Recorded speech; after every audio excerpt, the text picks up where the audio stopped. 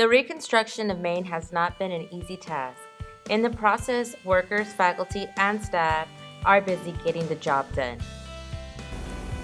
I think we should be a little bit further along, but the complexity of the building is kind of driving that to the modern technology.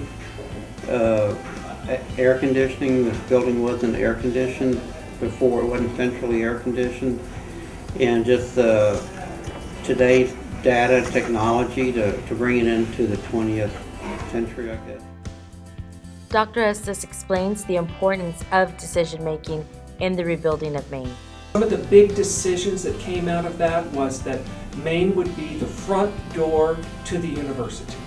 It would be the center of campus, and we would design the classrooms, the faculty offices, the meeting spaces for students so that every student at our San Antonio campus would probably go into Maine at least 2 times every week during the semester. We want students to have the same connection with that building that the sisters have, because many of them had studied there and taught in those rooms. So it's a link to the past. The board task force was very instrumental in the decision process for the exterior of the building.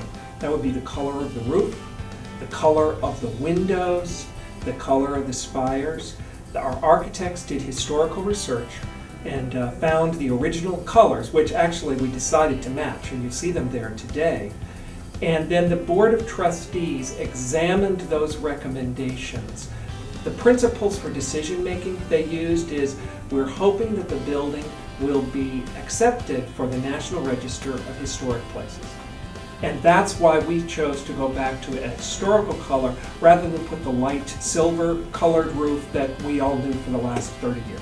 The leadership from Mr. Darrell Glasscock and Mr. Alan Klaus in our Finance and Facilities Division to sit down every week or 2 with the principal players in the program and make sure that they're talking to each other, because they all work for the same company.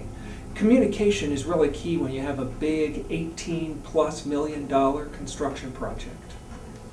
We're going to see challenges coming up that we haven't gotten to yet.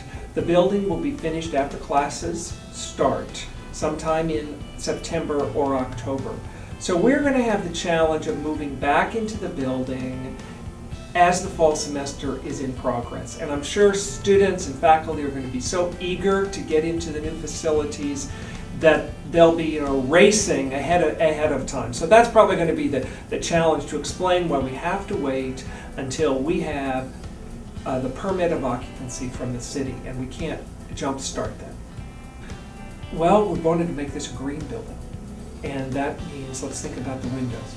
We wanted the historic colors on the outside, the framing of the windows, but we don't want the windows to open up. We want them to remain permanently shut. So that's going to be a balance that will allow the AC to work more efficiently. Our heating and cooling system required 2 different spaces, so we had to make a compromise. We lost about 1/3 to 1/2 of the seating in Sister Annie B's cafeteria. You know, that wall's been put there. Well, behind that is a heating and cooling system for floors 1 and 2.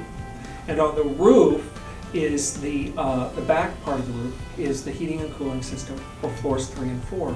So that was a balance. The building needs to be kept dry. A very powerful heating and cooling system. So essentially that's going to save us money in the long run, but we lost some square feet in Sister Annie B's. And here's what Dr. Estes has to say about the reconstruction of Maine building. I want to thank the entire Lake community for their patience during the last 2 years since the fire. This location has meant that our normal patterns of walking up and down the beautiful tiled hallway of the first floor of Maine has been disrupted. That was the hallway where we all saw each other and got to catch up on the news. People have been spread out all over our broad and wide campus now. So I want to thank everybody for their patience in waiting for this historic reconstruction to be finalized.